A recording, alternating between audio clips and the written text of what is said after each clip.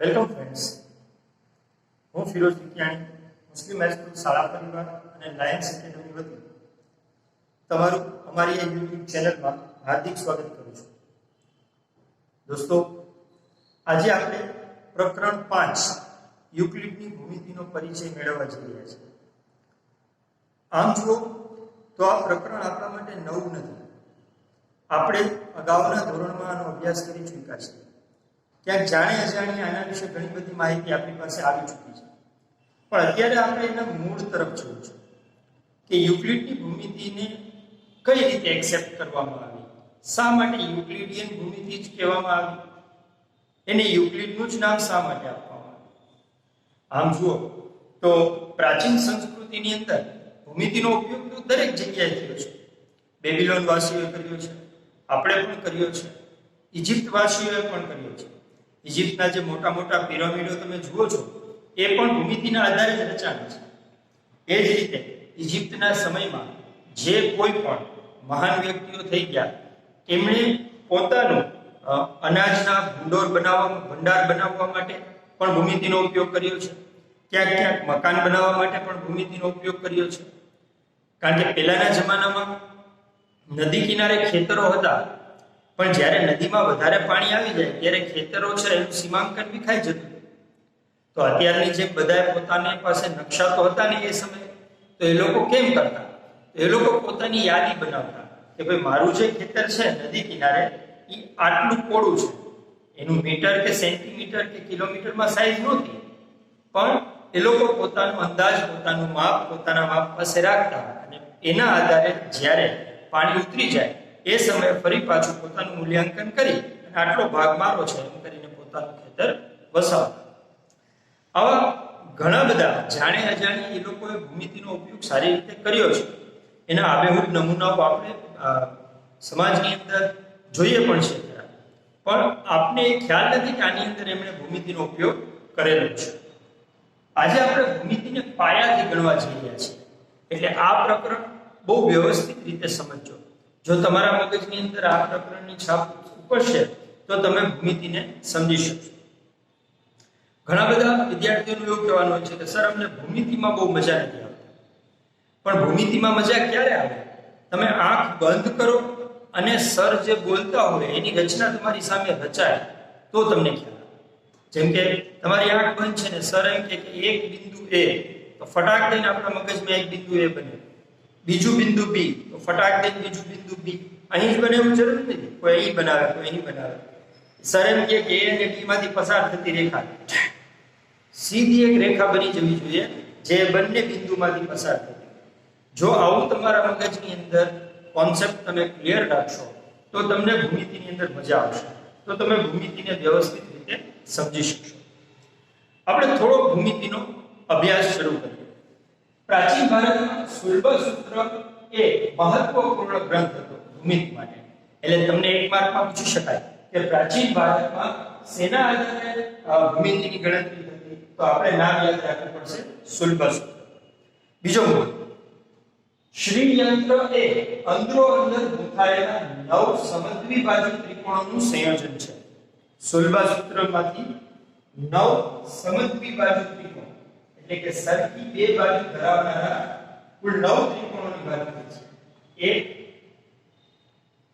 3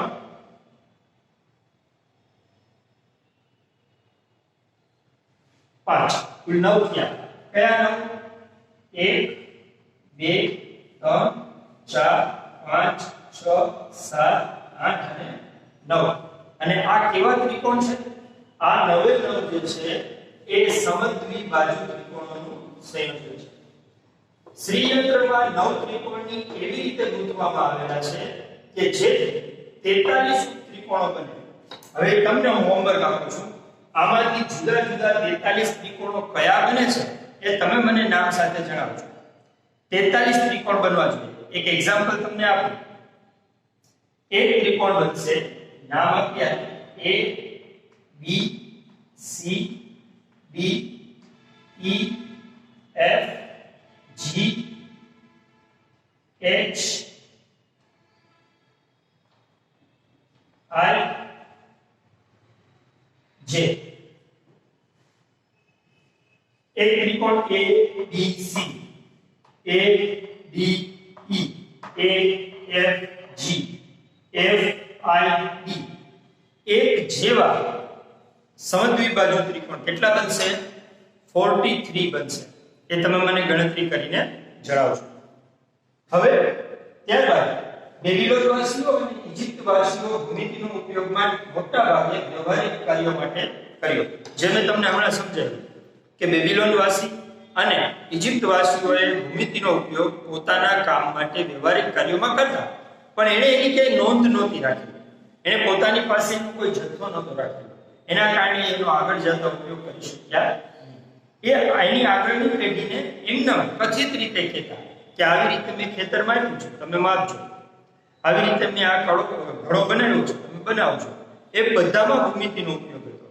અથવા બહુ વ્યવસ્થિત કોઈ વ્યક્તિઓ હતા તો એમણે પાંદડા પર લખીને આપ્યું અને એના સંતાનો એને સાચવી રાખી.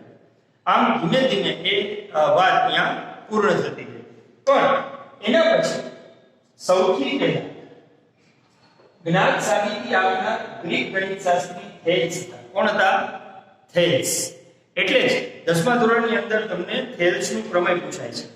અને એ જ થેલ્સના મહાન શિષ્ય પાયથાગોરસ અનેક ભૌમિતિક ગુણધર્મોની શોધ કરી. પાયથાગોરસનું નામ તો તમે બધાએ સાંભળ્યું હશે.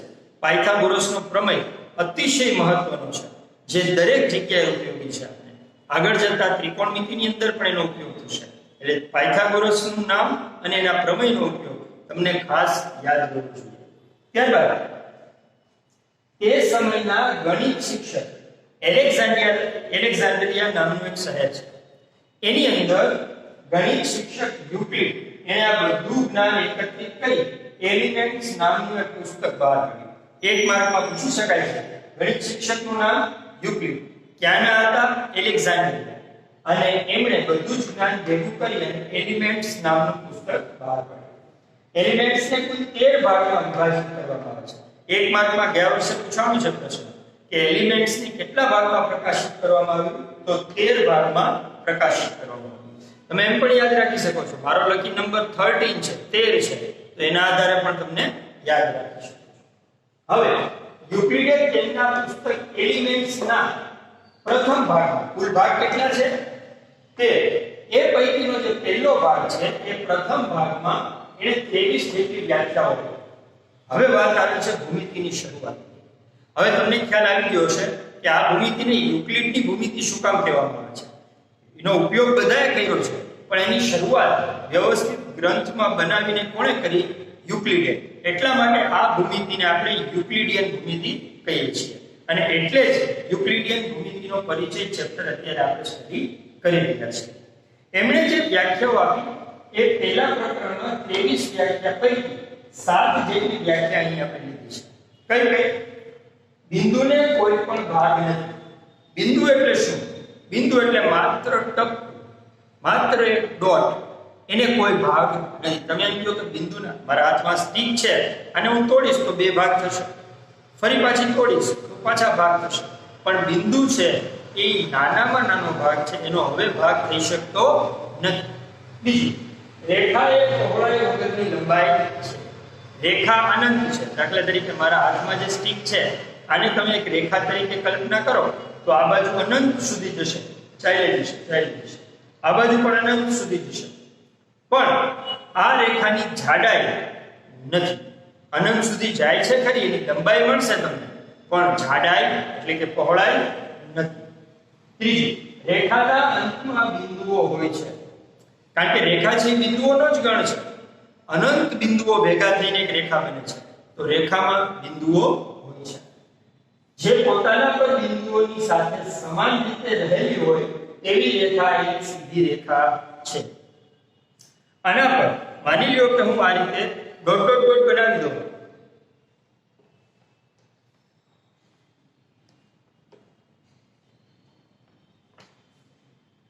આ રેખા પર તમે આ ડોટ ડોટ ડોટ જોઈ રહ્યા છો. આ બધા જ ડોટ ડોટ ડોટ એક સમાન રેખામાં જોડાયેલા છે અને એને હજી આમ અનંત સુધી જોડે જાઓ તમે તો એક રેખા જ બનશે. એમાં એના સિવાય કોઈ આકાર આવશે નહીં. પૃષ્ઠને માત્ર લંબાઈ અને પહોળાઈ હોય છે. પૃષ્ઠ એટલે કોઈ પણ સપાટી. દાખલા તરીકે આ પુસ્તકનું પૃષ્ઠ એટલે કે પાનું એને લંબાઈ અને પહોળાઈ હોય છે. આ બે સિવાય બીજું કઈ હશે નહીં.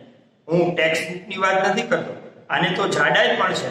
હું માત્ર એક પૃષ્ઠની વાત કરું છું, એટલે કે એક પેજની વાત કરું છું, જેને લંબાઈ છે અને પહોળાઈ છે. તમે એમ કહેશો સર આને થોડી તો જાડાઈ હશે, એટલી જાડાઈ આપણે અવગણવી પડશે, કારણ કે પૃષ્ઠ એટલે કે એક પાનું, એક પત્તું, એક સપાટી, એને માત્ર લંબાઈ અને પહોળાઈ હોય છે. એટલે પૃષ્ઠને માત્ર લંબાઈ અને પહોળાઈ હોય છે. પૃષ્ઠની ધાર રેખાઓ હોય છે. પૃષ્ઠની જે ધાર હોય ને, આ પૃષ્ઠ છે એની જે ધાર હોય એ રેખાઓ હોય છે. એટલે આ ધાર રેખા હોય છે. તમને એવું લાગશે કે સર હમણાં તો તમે એમ કીધું કે રેખા તો અનંત હોય, આ તો પૃષ્ઠ છે, એ તો અનંત નથી. પણ પૃષ્ઠ પણ અનંત સુધી વિસ્તરી શકે છે, જેની આપણે ગઈકાલે પણ વાત કરી હતી સમતલની દ્રષ્ટિએ. કે માની લ્યો કે આ જે ગ્રીન બોર્ડ છે, આ ગ્રીન બોર્ડ છે એ આખે આખું સમતલ છે, તો બે દિશામાં અનંત સુધી ગતિ કરશે. આમ અનંત જશે, આમ પણ અનંત જશે, ઉપર તરફ પણ અનંત જશે, નીચે તરફ પણ અનંત જશે. પણ એની જે સપાટી છે એટલે કે ઉપરની જે કિનારી છે એ માત્ર એક રેખા છે, એ અનંત ગતિ કરશે. ઉપરની રેખા પણ એક રેખા છે, એ અનંત સુધી ગતિ કરશે. હવે પૃષ્ઠને ધાર રેખાઓ હોય છે, જે સપાટી પોતાના પરની સીધી રેખાઓની સાથે એક સમાન રીતે રહેલ હોય એવી સપાટી એ સમતલ છે. એક સમાન રીતે રહે એવી સપાટી સમતલ છે, જેની આપણે હમણાં ચર્ચા કરી. પછી યુક્લિડે આપેલી કેટલીક પૂર્વધારણા, યુક્લિડે આપણે થોડીક પૂર્વધારણાઓ પણ આપી. તો આપણે પહેલો પ્રશ્ન એ થાય કે આ પૂર્વધારણાઓ એટલે શું? પૂર્વધારણા અને સ્વયં સિદ્ધ સત્ય, આ બે વસ્તુઓ ભૂમિતિની અંદર બહુ મહત્વની છે. સ્વયં સિદ્ધ સત્ય એટલે એવા સત્ય જે ભૂમિતિની બહાર પણ ખરા જ છે, જેમ કે એને ભૂમિતિનો આધાર લેવાની જરૂર નથી. જેમ કે સૂર્ય પૂર્વ દિશામાં ઉગે છે, આ સનાતન સત્ય છે, સ્વયં સિદ્ધ સત્ય છે. મારે કે તમારે એને સત્ય કહેવાની જરૂર નથી, એ એની રીતે જ સત્ય છે.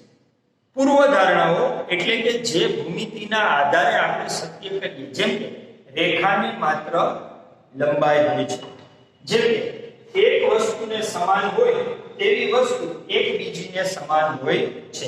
દાખલા તરીકે મારી પાસે એક પેન છે SS જેવી બીજી એક પેન છે, એના જેવી ત્રીજી એક પેન છે, તો ત્રણેય પેન એકબીજીને સરખી થશે. સરખામાં સરખું ઉમેરીએ તો સરવાળા સરખા મળે.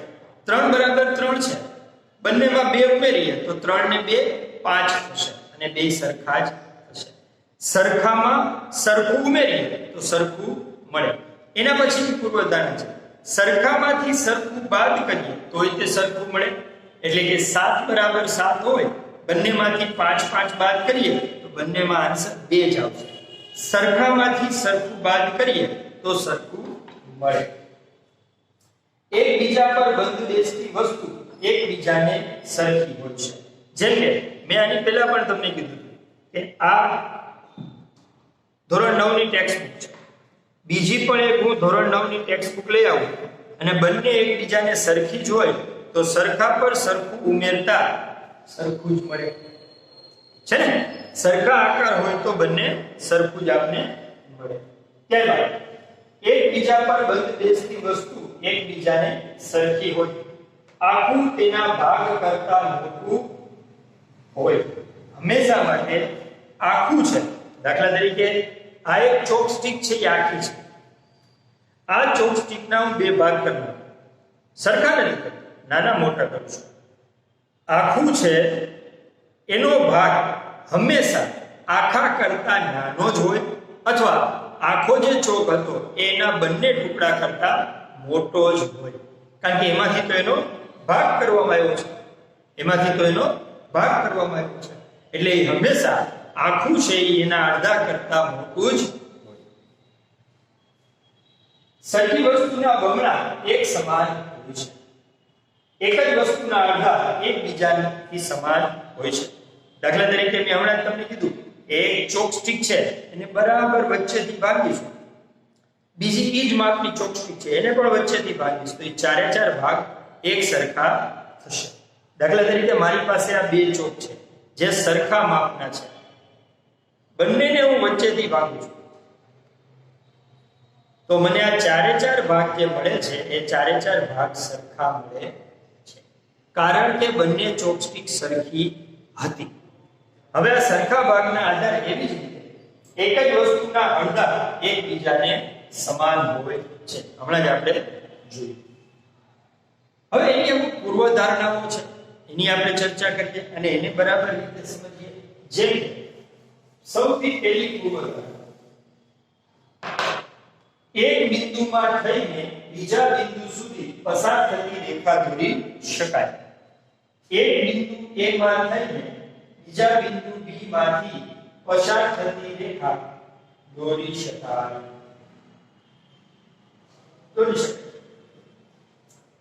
આપેલ બે ભિન્ન બિંદુમાંથી પસાર થતી અનન્ય રેખા દોરી શકાય. જો એક સરસ મજાનો પ્રશ્ન તમને પૂછું, એક બિંદુમાંથી કેટલી રેખા પસાર?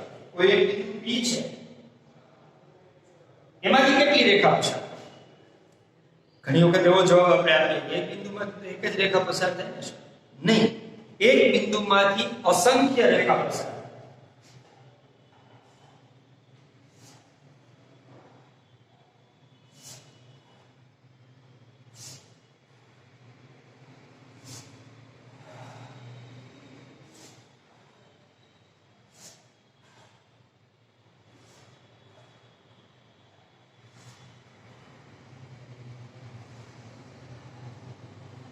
આવી અસંખ્ય રેખાઓ તમે એક બિંદુ P માંથી પસાર કરી શકો. પણ બે બિંદુમાંથી કેટલી રેખા પસાર? તો આપણો તરત જ જવાબ એવો હોય કે સર એક બિંદુમાંથી જો અસંખ્ય રેખા પસાર થાય તો એના કરતાં તો વધુ બિંદુ છે, આમાંથી તો અસંખ્ય રેખા પસાર થાય. પણ એવું નહીં. જ્યારે બે બિંદુમાંથી રેખાને પસાર થવું છે ત્યારે એક અને માત્ર એક જ રેખા પસાર થશે. જેમ કે એક બિંદુ A માંથી પસાર થતી રેખાને B માંથી પણ પસાર થવું છે તો એને આ જ રસ્તે જવું પડશે. જ્યારે એક બિંદુમાંથી પસાર થતી રેખા તો ગમે ત્યાંથી નીકળી શકે. એટલે યાદ રાખજો દોસ્તો, એક બિંદુમાંથી અસંખ્ય રેખા પસાર થાય પણ બે બિંદુમાંથી એક અને માત્ર એક જ રેખા પસાર થાય. ત્યારબાદ શાંત રેખાને અનંત સુધી લંબાવી શકાય છે. દાખલા તરીકે આ રેખા શાંત છે, એને હજી મારે લંબાવવી છે, તો હજી મને અનંત સુધી લંબાવી શકું. કારણ કે રેખા છે, અહીંયા એરો એમ સૂચવે છે કે એ રેખા અનંત સુધી ગતિ કરે છે. કોઈ પણ બિંદુને કેન્દ્ર લઈ કોઈ પણ લંબાઈને ત્રિજ્યા લઈ અને તમે વર્તુળ દોરી શકો. કેન્દ્ર તમે ગમે ત્યાં લઈ શકો,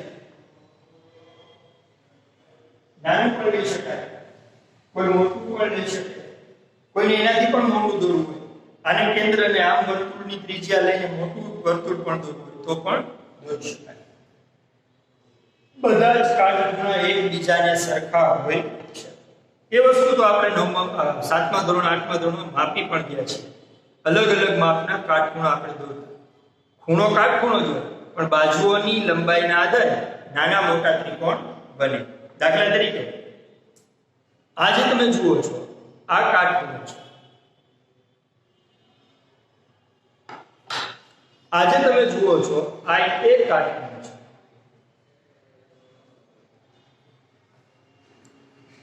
આજે તમે જુઓ છો આ પણ કાટખૂણો છે. આવા જુદા જુદા માપના ઘણા બધા કાટખૂણા થશે પણ કાટખૂણાનું માપ કેટલું? માત્ર ને માત્ર 90 અંશ. 90 અંશથી વધુ પણ નહીં, 90 અંશથી ઓછું પણ.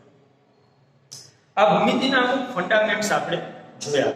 હજી ભૂમિતિના બાકીના દાખલાઓ અને સ્વાધ્યાયના દાખલાઓ માટે નેક્સ્ટ લેક્ચરમાં મળીશું. ત્યાં સુધી આનો સઘન અભ્યાસ કરજો.